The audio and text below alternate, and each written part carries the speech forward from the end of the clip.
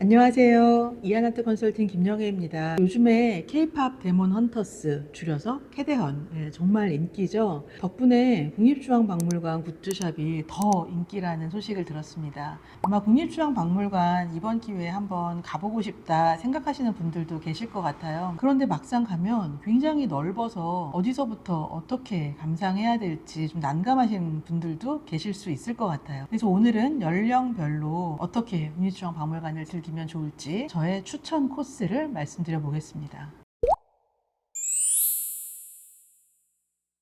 먼저 초등학생, 어린이들과 함께 가신다면요, 단연 디지털 실감체험 컨텐츠 추천드립니다. 이런 컨텐츠는 직접 몸으로 반응을 할 수 있고 뛰거나 만지거나 할 수 있기 때문에 특히 아이들에게 굉장히 잘 맞는 컨텐츠인 것 같아요. 외부에 있는 이런 디지털 미디어 아트 전시장 가면은 입장료가 최소 10,000원이 넘잖아요. 국립중앙박물관 컨텐츠는 모두 무료라는 점도 매우 매력적입니다. 일단 야외 광장에서 중앙 계단이 있는 쪽으로 큰 스크린이 있는데요. 그 스크린을 이렇게 비춰보면 약간 반투명 거울처럼 나의 모습도 비쳐 보여요. 그리고 다른 관객들의 모습도 보이고요. 그 사이로 호랑이가 이렇게 지나다닙니다. 그래서 마치 호랑이 등을 쓰다듬듯이 만져보실 수도 있고 호랑이랑 같이 사진을 찍을 수도 있는데요. 이런 영상 컨텐츠는요, 영상으로 만들어져 있기 때문에 짧아서 여러 컨텐츠를 시간별로 다르게 틀어주고 있으니 혹시 갔는데 호랑이가 안 나온다 하시는 분들은 조금만 기다려 보시면 호랑이가 또 나올 거예요. 자세한 시간표는 국립중앙박물관 홈페이지에 나와 있습니다. 이런 디지털 실감 영상 콘텐츠를 먼저 감상하시고 상설 전시장 안으로 이동하시면 좋겠습니다. 상설 전시관에 가시면요, 곳곳에 디지털 실감 콘텐츠가 있는데 그 중에 제가 추천드리는 곳은요, 1층 중앙에 있는 곳이고요, 어흥 호랑이 콘텐츠 추천드립니다. 캐데헌에 나오는 호랑이는 우리나라의 민화를 바탕으로 해서 만들어진 호랑이라서 굉장히 귀엽고 어리숙해 보이기도 하고요. 우리나라 민화는 전문 화가가 그린 그림이 아니라 민중들의 삶 속에서 자연 발생적으로 만들어지는 것이 바로 민화거든요. 그래서 약간 익살스러운 모습으로 그려져 있습니다. 그리고 호랑이와 까치가 이제 항상 친구처럼 이렇게 나오는데요. 호랑이가 양반 같은 걸 상징을 한다면요, 까치는 똑똑한 민중들을 상징을 한다고 할 수가 있죠. 그래서 이번 캐데헌 영상 속에서도 똑똑한 까치가 호랑이의 갓을 뺏어 쓰고 호랑이가 실수를 할 때마다 쯧쯧쯧 하는 그런 표정으로 나오는 장면들이 많은데요. 이런 민화에 재미있는 표현들이 있어요. 하지만 호랑이는 민화뿐만 아니라 대표적으로 김홍도의 그림에서라든지 아니면 옛날 높은 관직에 있었던 분들의 옷의 흉배라든지 혹은 가구나 건축 이런 곳 곳곳에도 호랑이가 등장하고 있습니다. 그래서 이 어흥 호랑이 디지털 실감 영상 컨텐츠는요, 다양한 곳에 등장하는 호랑이들을 다 모아서 보여주는 컨텐츠로 단편 영화를 보시듯이 보실 수 있는 그런 컨텐츠입니다. 그래서 이렇게 바깥에서부터 실내까지 디지털 실감 영상 컨텐츠 체험하시면서 재미있게 감상하시길 바라고요. 이왕 여기까지 왔는데 샅샅이 다 훑고 가겠다 하는 마음은 어린이와 함께 왔을 때는 조금 자제해 주시는 것을 추천드립니다. 한 번에 너무 많은 거를 보면요, 나중에 아이들이 지쳐서 다음에는 다시 가려고 하지 않거든요. 그래서 가장 좋은 것은 한 번에 한 가지 정도만 보고 자주 가시는 것을 추천드립니다. 그리고 국립중앙박물관은 특히 어린이 박물관이 굉장히 유명한데요, 예약하기는 쉽지 않습니다. 이 부분은 홈페이지 참고해 주세요. 중고등학생에게 추천드리는 곳은요, 두 가지가 있는데요. 첫 번째는 사유의 방입니다. 마치 영화관에 들어가듯이 긴 복도를 따라 들어가다 보면 음악 소리와 함께 영상을 하나 만나보실 수가 있을 텐데요. 그리고 나서 그 복도의 끝에서 이제 뒤를 딱 돌아보시면 광활하게 넓은 공간이 나오면서 그 끝에 방가사유상 두 점이 전시되어 있는 공간을 만나보실 수가 있으실 거예요. 공간도 어둡고 아우라가 있어서요, 내가 고향되는 것 같은 느낌도 느끼실 수가 있고요. 그리고 좀 더 몰입하는 그런 경험을 할 수가 있습니다. 조각상 뒤편으로도 공간이 있기 때문에 앞에서도 보시고 옆에서도 보시고 뒤에서도 보시면서 둥그렇게 한 바퀴를 둘러보면서 사유의 시간을 가질 수 있는 그런 공간입니다. 이 전시장이 만들어지기 전에는 반가 사유상이 다른 조각들과 함께 초라하다 싶게 놓여져 있었는데요. 이 사유의 방이 만들어지고 난 다음에 반가 사유상의 모습은 또 다른 모습으로 다가오는 것 같아요. 이런 것을 보면은 똑같은 작품이라고 하여도 보여줘도 어떻게 보여주느냐가 굉장히 중요하다는 것을 알 수가 있습니다. 마치 루브르 미술관에 가면은 굉장히 커다란 방에 모나리자 작품은 아주 작은데 작품 하나만 있고 그 앞으로 공간이 굉장히 넓잖아요. 그 많은 공간을 수많은 세계에서 오는 관람객들이 다 채우고 있거든요. 이 반가 사유상도 주변의 그 빈 공간들을 많은 관람객들이 채우면서 다 같이 숨을 죽이고 조용히 감상하는 그 장면이 굉장히 압권입니다. 중학생 분들 이런 경험을 꼭 한번 해보셨으면 좋겠고요. 책에서만 보던 공부하기 위해 외웠던 국보 반가사유상이 아니라 나에게 다가오는 반가사유상을 느껴보셨으면 좋겠어요. 이런 이유 때문인지 반가사유상 피규어가 굉장히 인기입니다. 국립중앙박물관 굿즈 베스트셀러인데요. 특히 이제 BTS RM이 또 이 작품을 구매를 해서 더욱더 화제가 되기도 했죠. 중고등학생에게 두 번째로 추천드리는 곳은요, 외교장각 의궤 전시실입니다. 사유방에서 나오셔서 바로 건너편에 서화관 가장 왼쪽에서부터 출발합니다. 이곳도 전시장 디스플레이가 너무 예쁩니다. 특히 들어가는 입구는 조명과 함께 종이를 쫙 배치해서 마치 예쁜 카페에 들어가는 것 같기도 해가지고 굉장히 좋은 포토존이에요. 안으로 들어가면 우리나라 조선 의궤 책들을 만나보실 수가 있습니다. 이 책은 조선시대 왕실의 모습을 기록한 기록 도서이고요. 글뿐만 아니라 그림도 굉장히 자세하게 그려져 있습니다. 또한 이 책만 이렇게 전시가 되어 있는 게 아니라요. 책 위에 디지털 프로젝터로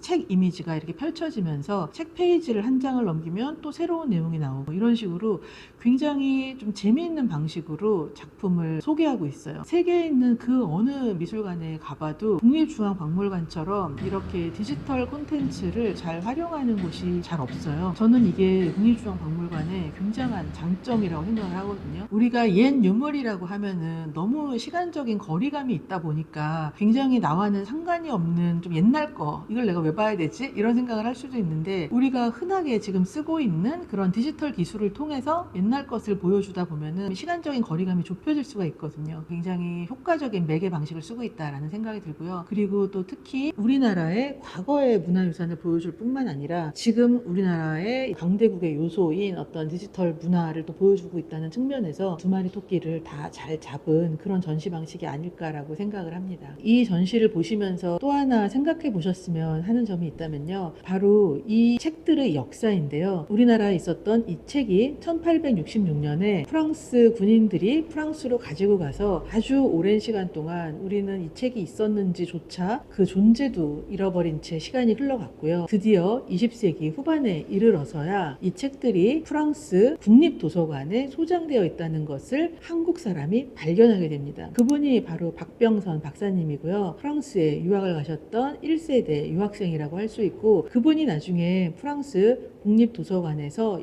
일을 하시면서 그곳에 우리나라의 외교장각 도서가 보관되어 있다는 것을 발견하시고 그것이 다시 한국으로 반환될 수 있도록 굉장히 애를 많이 쓰신 거죠. 덕분에 2011년에 이 외교장각 의궤가 한국으로 임대 형식으로 들어오게 되었고요. 그래서 지금 현재 이렇게 국립중앙박물관에서 전시를 하고 있습니다. 전시를 보면서 나와 있는 내용을 익히는 것도 흥미롭고요. 작품의 역사는 어떠했는가, 그리고 이 작품은 어떻게 지금 이 자리에 있을 수 있게 됐는가 하는 그 히스토리를 보는 것도 굉장히 재미가 있고 생각할 거리가 많습니다. 특히 중고등학생 중에서 외교관이 되고 싶다거나 하는 분들이 계시다면 이런 부분들 굉장히 흥미롭게 봐주시면 좋을 것 같아요.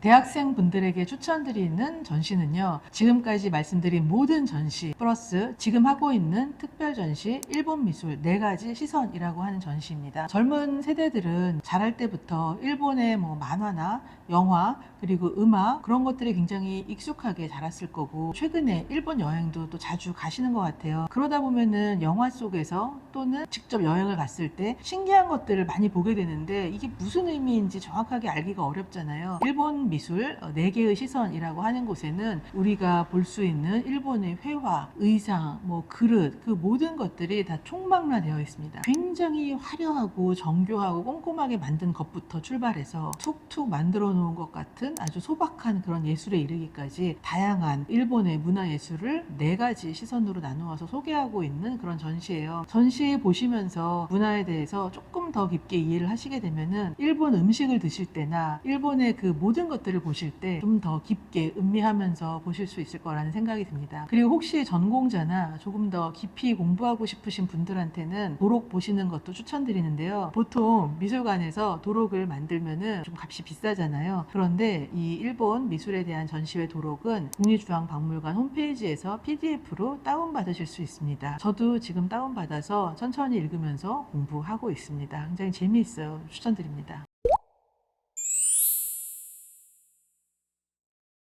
성인분들에게는 지금 장안의 화제인 새나라 새미술 조선 전기미술 전시회 추천드립니다. 이미 유명한 연예인들 뭐 이런 분들이 다 갔다 오셔서 인증샷을 남겨서 벌써 여기 나도 가야겠다라고 생각하시는 분들이 많으신데요. 막상 가면은 전시 다 보고 나오는데 진짜 꼼꼼하게 봤다 하면 2시간이 걸릴 수도 있는 그런 방대한 전시입니다. 그래서 이 전시에 어린아이를 데리고 가면은 지칠 수도 있기 때문에 성인분들에게 추천드리는 전시로 넣었습니다. 그리고 이 전시를 또 성인분들에게 추천드리는 이유 중에 하나는요. 이 전시가 단지 유물의 아름다움이나 용도만을 설명하는 것이 아니라요. 당대의 어떤 시대상을 종합적으로 소개를 하고 있거든요. 예를 들어서 도자기다라고 하면은 어떤 도자기를 어떤 모양으로 만들어서 어떻게 썼다 해서 멈추는 것이 아니라 당시 그 조선 전기 시대에 전국적으로 어느 지역에 도자기 공방이 있었고 그 각 지역에서는 도자기들을 어떻게 만들었고 그리고 중앙정부에서는 이것들을 어떻게 관리하고 있었는지에 대한 산업적인 측면을 소개하고 있어요. 사실 도자기는 지금 우리가 보기에는 굉장히 아름다운 감상의 대상이고 옛날 것이지만 조선 전기의 이 도자기라고 하는 것은 굉장히 특별한 새로운 기술이었을 것이고 국가 경쟁력하고도 관련이 되어 있는 것이거든요. 그래서 이 고려 청자를 우리가 이제 중국에서부터 배워와서 만들었지만 우리가 더 잘 만들었다 라고 해서 중국이 우리의 아름다운 비색을 칭찬하기도 했고 그리고 그런 것이 다시 또 나중에 이제 일본으로 넘어가기도 하잖아요. 이는 우리나라뿐만 아니라요. 유럽의 경우도 마찬가지인데요. 프랑스의 쉐브르라든지 독일의 마이센이라든지 이런 도자기들도 중국의 도자기가 건너오면서 처음에는 흉내내서 만들기 시작했고 나중에는 자국의 문화 산업으로 발전시키면서 오늘날까지도 이어져 오고 있는 그런 럭셔리 산업의 대표적인 케이스가 된 것들이거든요. 그래서 이 조선 전기 시대에 도자기 산업이 어떻게 발전되었는지를 보실 수가 있고요. 뿐만 아니라 회화, 조각, 공예, 서예까지도 보실 수 있는 그런 굉장히 방대한 양의 전시입니다. 특히 이제 조선 건국이라고 하는 이슈를 가지고 전시를 풀어나가다 보니 건국 이념과 연결된 이야기를 하지 않을 수가 없는데요. 이 건국 이념과 연결된 이야기는 사실은 종교라고 할 수가 있습니다. 서양에서도 카톨릭에서 기독교로 종교가 바뀌면서 굉장히 많은 변화들이 이루어졌잖아요. 한국에서도 고려에서 조선으로 시대가 바뀌면서 종교가 바뀌게 되는데 그게 바로 불교에서 유교로의 변화죠. 그래서 고려시대에는 굉장히 화려한 문화가 꽃피었고 조선시대에는 검소하고 청렴하고 미니멀한 그런 예술들이 좀 꽃피우게 되는데 그런 변화 속에서도 민중들의 삶 속에서는 불교가 뿌리내리고 있었잖아요. 그래서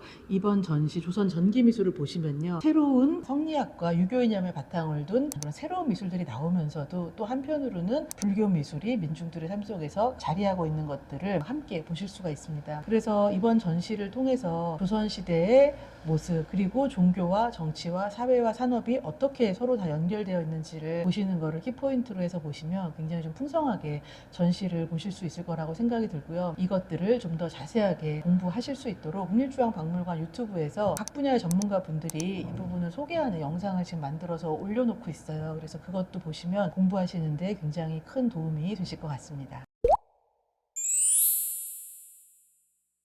네, 그럼 마지막으로 제가 좋아하는 곳 몇 곳 더 소개시켜 드릴게요. 2층 서화관에서 가장 안쪽 끝으로 가시면은 목칠공예 같은 것들이 나오면서 작은 한옥 집이 나옵니다. 옛날 사랑방을 본떠서 만드는 공간인데요. 건축도 보실 수가 있고요. 그리고 이제 옛날의 가구라든지 문방구들 뭐 이런 것들을 보실 수가 있고 그리고 그 뒤편으로는 요즘에도 많이 쓰시고 있는 현대적인 소반 그런 것들도 또 함께 보실 수 있습니다. 그리고 바깥에 나오면은 연못 쪽에 식당도 굉장히 포인트고요. 그리고 굿즈샵 또 빼놓을 수가 없죠. 국립중앙박물관에 가시면 이렇게 연령별로 또 시대별로 취향별로 즐길 수 있는 컨텐츠들이 많이 있으니까요. 자주 미술관을 방문하시고 또 우리의 문화와 예술을 좀 더 가까이 하는 그런 계기가 되셨으면 좋겠습니다. 그럼 이번 여름은 캐대언 보고 국립중앙박물관 다녀오기 추천드립니다. 경청해 주셔서 감사합니다. 이하나트 컨설팅 김영희였습니다.